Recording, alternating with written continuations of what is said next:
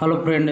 तो आज की इस वीडियो में हम लोग बिहार जीविका से संबंधित पंचायती राज व्यवस्था टॉपिक से टॉप 50 प्रश्न लेकर उपस्थित है, जो आप लोग को एग्जाम में देखने को मिल सकता है। तो इससे आप लोग को 5 से 6 प्रश्न देखने को हूबहू मिलेगा। तो इसको आप लोग को पूरा जरूर देख लेना है और आगे भी जरूर शेयर कर देना है। तो शुरू है आज का वीडियो। प्रश्न आप लोग के बीच है कि भारत में पंचायती राज व्यवस्था को किस समिति की सिफारिश पर लागू किया गया था। पंचायती राज व्यवस्था को किस समिति के सिफारिश पर लागू किया गया था। तो क्वेश्चन का आंसर आए तो ऑप्शन आए तो कमेंट बॉक्स में कमेंट करते चले जाइएगा। ये इसका जो आंसर होगा, बलवंत राय मेहता समिति के सिफारिश पर भारत में पंचायती राज व्यवस्था को लागू किया गया था।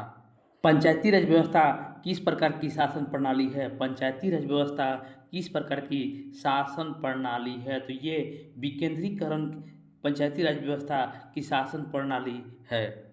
संविधान का कौन सा भाग पंचायतों से संबंधित है। संविधान का कौन सा भाग जो है वो पंचायतों से संबंधित है। तो 9 जो है वो संविधान के पंचायतों से संबंधित है। पंचायती राज व्यवस्था को संवैधानिक दर्जा कब मिला। पंचायती राज व्यवस्था को संवैधानिक दर्जा कब मिला। तो 1992 ईस्वी में पंचायती राज व्यवस्था को संवैधानिक दर्जा मिला था। 73वां संविधान संशोधन किस वर्ष लागू हुआ था। 73वां संविधान संशोधन किस वर्ष लागू हुआ था। तो 1993 ईस्वी में 73वां संविधान संशोधन को लागू किया गया था। 73वें संविधान संशोधन के तहत पंचायतों की संख्या कितने स्तर पर निर्धारित की गई थी। 73वें संविधान संशोधन के तहत पंचायतों की संख्या कितनी स्तर तक निर्धारण की गई थी। तो ये 3 स्तर तक पंचायतों की संख्या को निर्धारण किया गया था।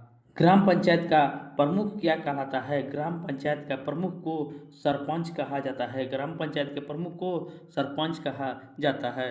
ब्लॉक स्तर पर पंचायत को क्या कहा जाता है। ब्लॉक स्तर पर पंचायत को पंचायत समिति। ब्लॉक स्तर पर पंचायत को पंचायत समिति कहा जाता है। जिला स्तर पर पंचायत को क्या कहा जाता है। जिला स्तर पर पंचायत को जिला परिषद कहा जाता है। जिला परिषद कहा जाता है। जिला स्तर पर पंचायत को जिला परिषद कहा जाता है। सारा प्रश्न इम्पोर्टेंट है, आप लोग को एग्जाम में ये प्रश्न देखने को मिल सकता है।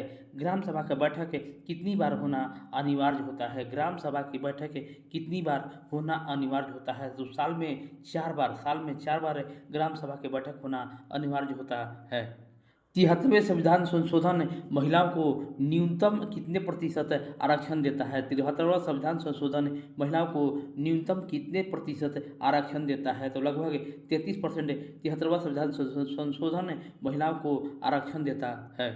बिहार में महिलाओं को पंचायती राज में कितना परसेंट आरक्षण देता है। बिहार में महिलाओं को पंचायती राज में कितना परसेंट आरक्षण प्राप्त होता है। तो इसमें लगभग 50% महिलाओं को पंचायती राज में आरक्षण प्राप्त होता है।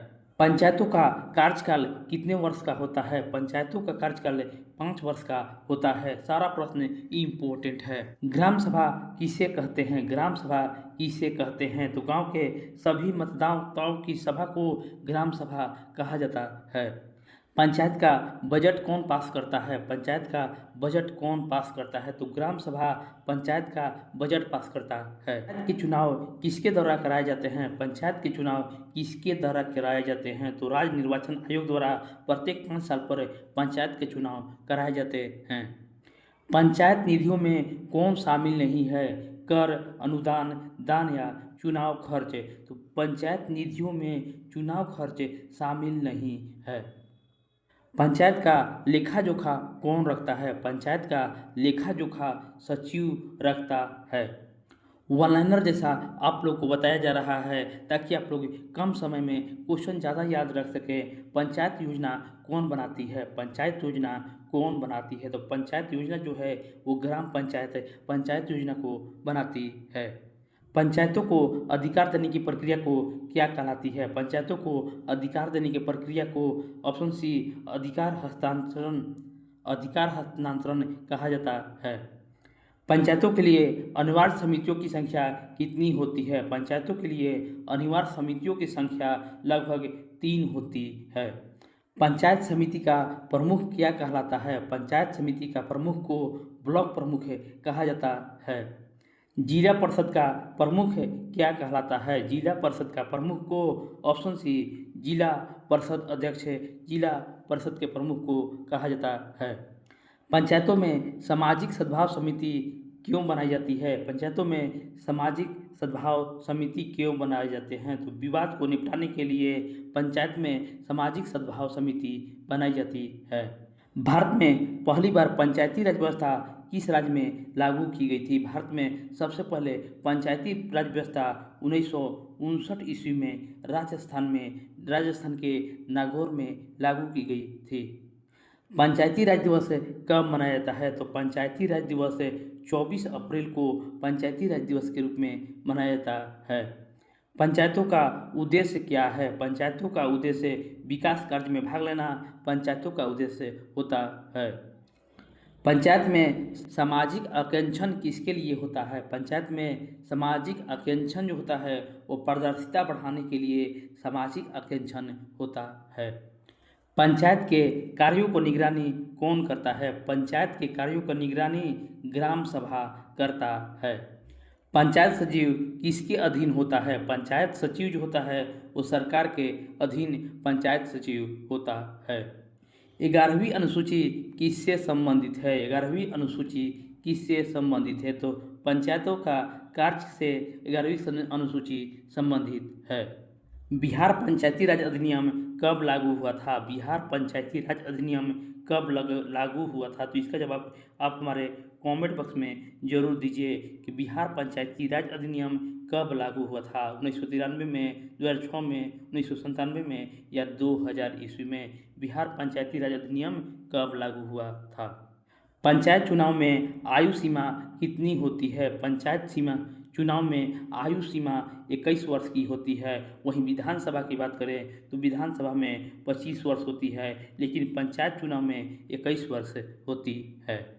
ग्राम पंचायत में कौन कर लगा सकता है? ग्राम पंचायत में कौन कर लगा सकता है? तो ग्राम पंचायत में कर लगा सकता है। बिहार का पंचायती राज मॉडल क्या कहलाता है? बिहार का पंचायती राज मॉडल जो है वो त्रिस्तरीय मॉडल कहलाता है। ग्राम सभा का सबसे बड़ी अधिकार क्या होता है? ग्राम सभा का सबसे बड़ा अधिकार योजनाओं की स्वीकृति देना ग्राम सभा का सबसे बड़ा अधिकार होता है। पंचायत का अंतिम ऑडिट कौन करता है? पंचायत का अंतिम ऑडिट जो होता है लेखा परीक्षक पंचायत का अंतिम ऑडिट करता है। पंचायतों को आर्थिक मदद कौन देता है? पंचायतों को आर्थिक मदद है जो केंद्र सरकार, राज्य सरकार, स्थानीय कर, उपरोक्त सभी पंचायतों को आर्थिक मदद करता है।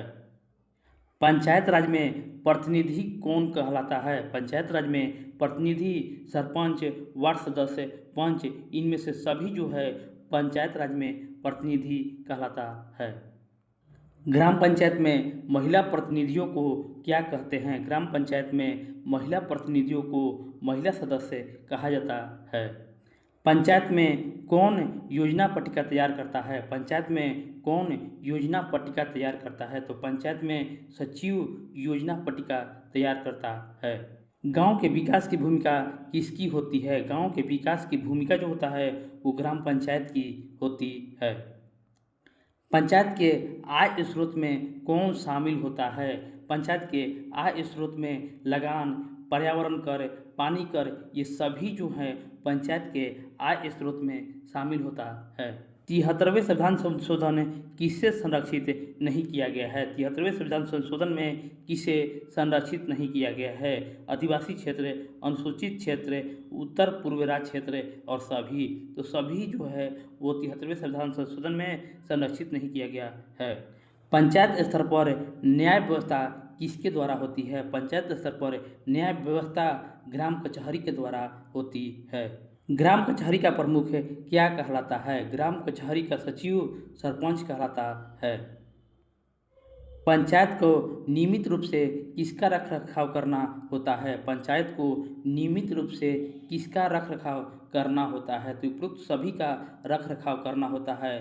सड़क का, नाली का, जल स्रोत का, सभी का पंचायत को नियमित रूप से रख रखाव करना होता है। पंचायत चुनाव कितने वर्ष में होता है? तो पंचायत चुनाव जो होता है प्रत्येक 5 वर्ष पर पंचायत चुनाव होता है।